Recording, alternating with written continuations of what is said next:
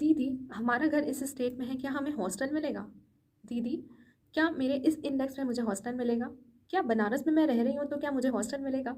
MMV में क्या सभी को हॉस्टल मिल जाता है? एफिलेटेड कॉलेज में जो भी वीसीडब्ल्यू वीकेएम है उसमें सब में हॉस्टल, सबको हॉस्टल मिल जाता है? क्या हॉस्टल पेडशीट वालों को भी मिलता है? अगर ये आपका डाउट है तो इस वीडियो को पूरी एंड तक देखना, क्योंकि मैं ये डाउट क्लियर आउट करने वाली हूँ। बात करते हैं कि हॉस्टल अलॉट कब होगा और कैसे पता चलेगा। हॉस्टल अलॉट होगा तो आपके डैशबोर्ड पे आपको पता चल जाएगा, जहाँ पे आप लोगों ने अपनी काउंसलिंग कराई थी। उसके साथ ही साथ आपके पास मैसेजेस भी आ जाते हैं फ़ोन पे, और आपके लिए एक पूरी मेरिट लिस्ट तैयार की जाती है जिन बच्चों को हॉस्टल प्रोवाइड किया जाता है। हॉस्टल के ही पास, हॉस्टल में ही ये लिस्ट प्रोवाइड की जाती है, स्टिक की जाती है, और साथ ही साथ आपके व्हाट्सएप ग्रुप, जो भी आपकी क्लासेस का ग्रुप बना होगा, वहाँ पे आपको हॉस्टल की लिस्ट प्रोवाइड कर दी जाती है। इवन आपके पास मैसेज भी आता है कि आपको हॉस्टल मिल रहा है, कॉल भी आ सकता है कि आप फीस पेमेंट कर दीजिए, आपको हॉस्टल ऑफर किया जा रहा है। क्या हॉस्टल सभी को मिलेगा? ऐसा नहीं होता है। इसलिए डिपेंड करता है एक प्रोसीजर में, जिसमें दो चीज़ें इंक्लूडेड होती हैं। उसमें इंक्लूडेड होता है आपका इंडेक्स, रैंक, साथ ही साथ डिपेंड करता है आपके घर की दूरी, यानी क्या किलोमीटर्स। बनारस से आपका घर कितने दूरी पे है। जो अदर स्टेट में होते हैं उनको पहले प्रीफरेंस दिया जाता है, बनारस से ज़्यादा दूर पे है और उनकी इंडेक्स अच्छी है तो उनको हॉस्टल पहले प्रीफर किया जाता है। तो मैक्सिममली अगर आपके कोर्स में मान लेती हूँ फिर 500 सीट्स हैं, तो उसमें से 250 स्टूडेंट्स या फिर 200 स्टूडेंट्स को हॉस्टल प्रोवाइड कर दिया जाता है। अगर आपके कोर्स में 30 सीट्स हैं पीजी कोर्सेज में, तो उसमें से 10 से 15 बच्चों को हॉस्टल प्रोवाइड कर दिया जाता है। इसी हिसाब से 60% अगर आप मान के चलो तो 60% स्टूडेंट को हॉस्टल प्रोवाइड कर ही दिया जाता है आपके कोर्स में। इतने हॉस्टल नहीं है कि आपको सब में सारे बच्चों को, अगर मान लो कि 900 बच्चे किसी कोर्स में, 1000 बच्चे हैं जैसे आर्ट्स और सोशल में मिला के, मेन कैंपस में 1000 से अबव बच्चे, तो सबके लिए हॉस्टल तो बना हुआ है नहीं। तो इसीलिए ये दो प्रक्रिया, एक ही प्रक्रिया है जिसमें दो चीज़ें डिवाइड की जाती हैं। पहली चीज़ है आपका इंडेक्स। अगर आपका इंडेक्स हाई है और साथ ही साथ आपका घर दूसरे स्टेट में है, बनारस से आपके घर की दूरी ज़्यादा है, तो आपको हॉस्टल प्रोवाइड कर दिया जाता है, जिसमें आपके लिए एक मेरिट लिस्ट बनाई जाती है और उस मेरिट लिस्ट में आपका नाम मेंशन रहता है कि आपको कौन सा हॉस्टल दिया जा रहा है, बिरला हॉस्टल दिया जा रहा है या त्रिवेणी हॉस्टल दिया जा रहा है, सब कुछ मेंशन कर दिया जाता है।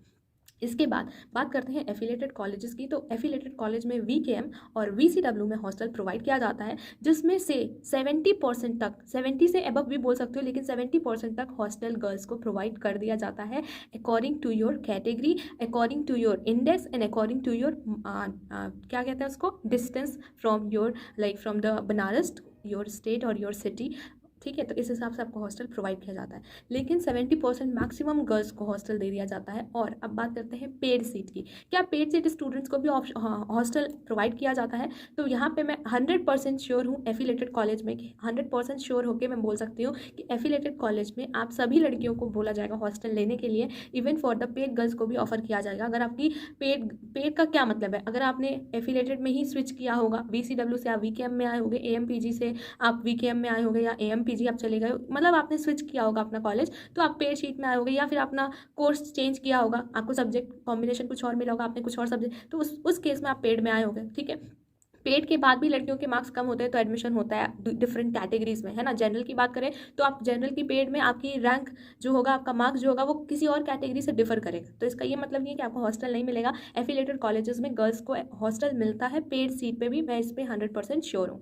अगर बात करें बीएचयू मेन कैंपस में पेड सीट पे हॉस्टल ऑफर आता है कि नहीं, फर्स्ट ईयर में आपको ऑफर नहीं आ सकता है, सेकेंड ईयर में आपको हॉस्टल का ऑफर आ सकता है। तो इस चीज़ का भी ध्यान दीजिएगा। मैं इस चीज़ के रिलेटेड भी 40 to 50% श्योर हूँ। लेकिन अगर आपका नाम आ जाता है हॉस्टल में, आपकी लाइक क्या होता है, मेन कैंपस में जिनको पेड शीट ऑफर आई होगी, इसका यही मतलब है कि आपका इंडेक्स कम होगा, जो अदर स्टूडेंट है उनसे कम होगा, तो ही आपको पेड का ऑफर आ रहा है। इस और एक और चीज़ ये है कि आपने सब्जेक्ट कॉम्बिनेशन चेंज किया होगा तो आपको पेड पे ऑफर आ रहा है ना। तो आप बेसब्री से ऐसा मत सोचिएगा कि फर्स्ट ईयर में ही आपको हॉस्टल मिल जाएगा, सेकंड ईयर तक आपको फिर मेन कैंपस में पेड सीट पे हॉस्टल मिल जाता है। आई गेस अब आपको चीज़ें समझ आ गई होंगी, जो कि मैंने बोला था कि हॉस्टल किसको कब कैसे कहाँ कैसे मिलने वाला है। तो यहाँ पे एक रेशियो बनाते हैं हॉस्टल प्रोवाइड करने का, एक पूरा एक मार्क्स होता है 100 मार्क्स, 80 मार्क्स होता है आपके इंडेक्स पे डिपेंड होता है, और 20 मार्क्स होता है कि आपका बनारस से कितनी दूरी पे घर है, और उसके बाद आपको हॉस्टल अलॉट किया जाता है।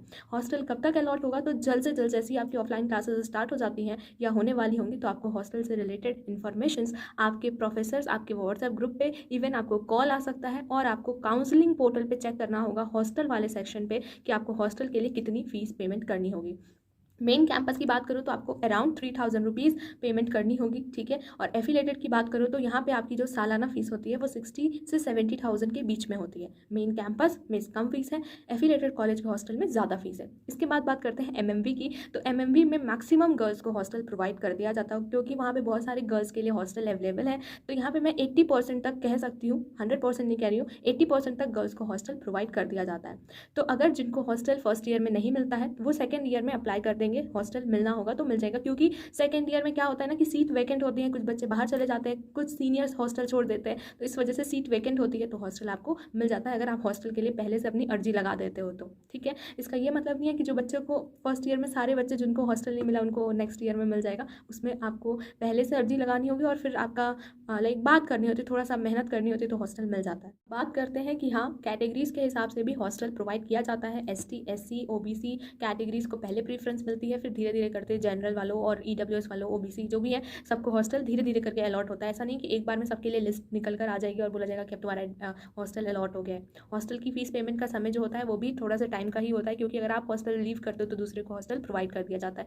तो अगर आपके पास नोटिफिकेशन लिस्ट आ जाती है हॉस्टल की, जो कि आप धीरे धीरे आना स्टार्ट हो जाएंगी, आपकी जैसी ऑफलाइन क्लासेस चलना स्टार्ट होती, नोटिफिकेशन उसकी आएगी, तो आपको हॉस्टल से रिलेटेड भी नोटिफिकेशन आ जाएंगी। एक और चीज़ बता दूँ, एफिलेटेड कॉलेजेस में या फिर मेन कैंपस में हॉस्टल में कितनी सीट, मतलब कितने एक रूम में कितने सीटर्स होते हैं रूम के। तो बॉयज़ हॉस्टल में आई गेस 2 से 3 सीटर होते हैं, मतलब एक रूम में 2 से 3 बच्चे रहते हैं।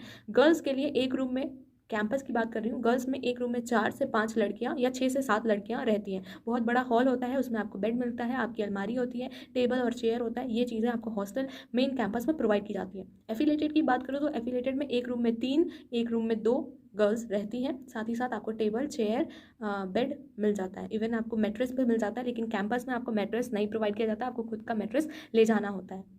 सारी चीज़ें क्लियर आउट हो गई हैं, तो मैं एमएमवी पे चलती हूँ। तो एमएमवी में भी एक रूम में 4 लड़कियाँ, एक रूम में 3 लड़कियाँ और एक रूम में 5 लड़कियों वाला सीट ऑफर किया जाता है। तो जो भी मिलेगा आपको एक सेपरेट बेड मिल जाएगा, अपना टेबल चेयर मिल जाएगा और अपना मैट्रेस और जो भी एसेंशियल सामान है आप हॉस्टल में ले जाइएगा। उससे रिलेटेड एसेंशियल आइटम से रिलेटेड जब हॉस्टल ओपन हो जाएंगे ना, तो उस पर भी मैं वीडियो प्रोवाइड कर दूँगी कि एसेंशियल आइटम्स क्या क्या आप हॉस्टल में ले जा सकते हो और कौन सी चीज़ें प्रोहिबिटेड होती हैं, हॉस्टल नहीं ले जा सकते हो।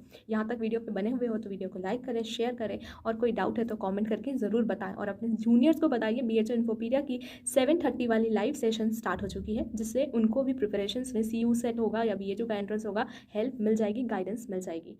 Signing off, Tata.